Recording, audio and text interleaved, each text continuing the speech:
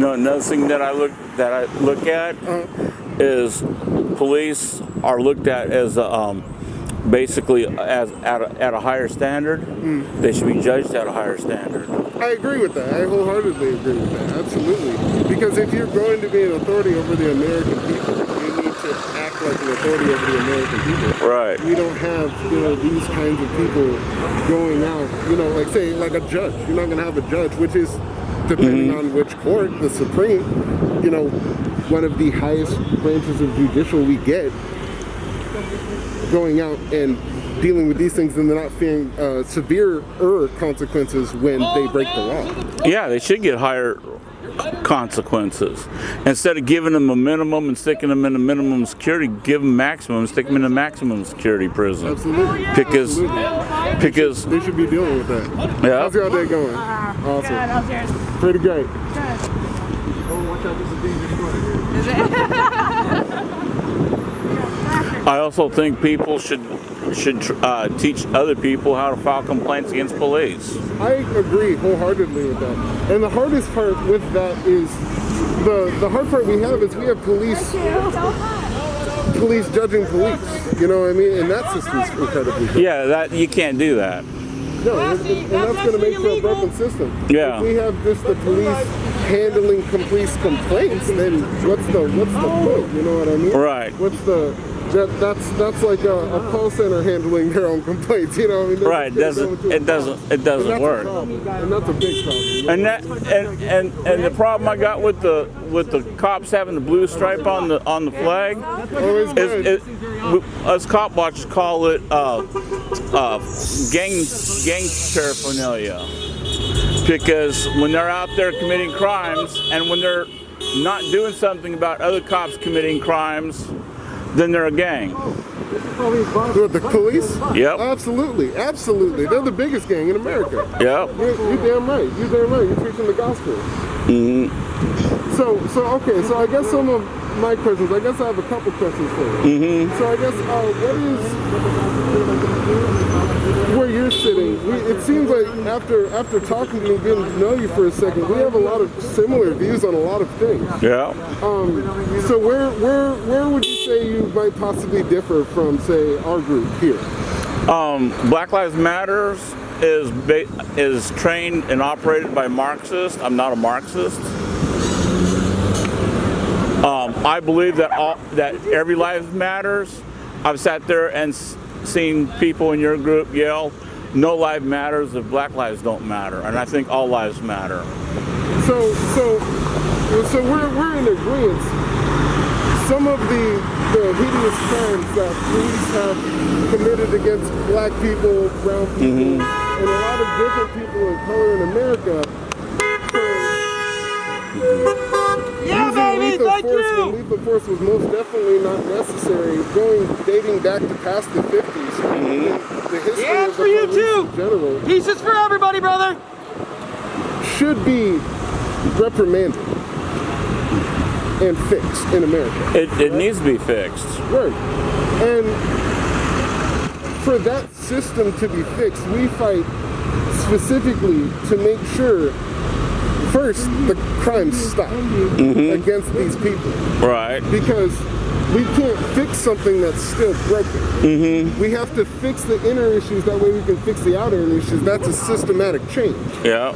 But on an engineering level, that's what constitutes a systematic change. Well, what we have to do is we have to get all corrupt cops off the police force. And the hard part is that's a difficult task, because we don't just need to get the corrupt cops gone, but we need to change how they are taking care of their own complaints. That shouldn't go to their department. Right. To go to an outside place. Right. in the government. It should be. It should go to an independent person or independent company or whatever. A group, yeah. That's not that's not police nor anti-police. But receive but the same but training neutral. is not police. That is correct. So they Right. understand how the officers are working, but not that. Yeah, you are correct in that situation. But again, to fix those kind of issues, we have to get to the meat and bones and figure out why the highest demographic of people being killed in America are black and brown people. Yeah. Over what period of time, though? Since the beginning of America as a whole. Because what about when we slaughtered the Indians during the Indian Wars? That was a small stint compared. We took out whole tribes. Absolutely. We've taken out whole tribes. I mean, I come from a couple different places in Africa, and I'm able to, the hard part is I'm able to trace my roots via slave trade. Right. And those groups of our tribes that were slaughtered in the mix of slavery and all the terrible things that black people have experienced in our country's past. So I do mean since the beginning, the dawn of America, we were built by this. This is something we were built on. So that's something that systematically has to change as an entire whole. So yes, sir, I do believe that every life in America should matter, but we need to make sure that every life in America does matter. So we need to start with black lives. We need to start with brown lives and make sure that they are stopped. They stop killing us. We need to start with all lives. Any cop that's corrupt, any cop that does a shooting that's wrong, needs to be charged. If you sit there and say, okay, we're only going to charge ones that kill black guys, what about the white guy that gets shot because he didn't produce an ID? What about the Indian that gets shot because the cop says he threw a beer bottle at him? The hard part, the hardest part about that is if you have to look at the numbers. The numbers isn't the one white guy or the couple white guys getting killed by the police. It's mainly the black people and the Hispanics in our Asian community. Anybody with dark skin like me is the ones getting killed. That's why we have to stop them from dying first. If we stop them from dying and charge the police accordingly, that will fix a lot of issues.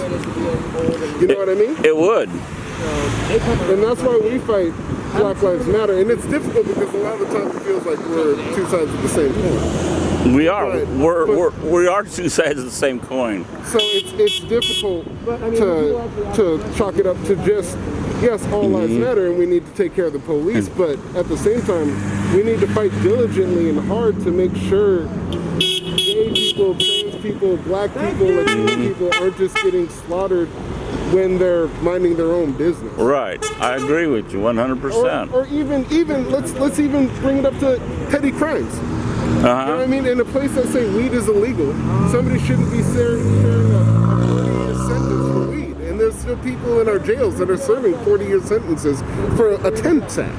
That's ridiculous. I have a friend of mine, her husband's still in prison for weed. And that's terrible. Yep. You know what I mean? And it's legal here now. These are things that need to be changed, right? Like, right. Yeah, man.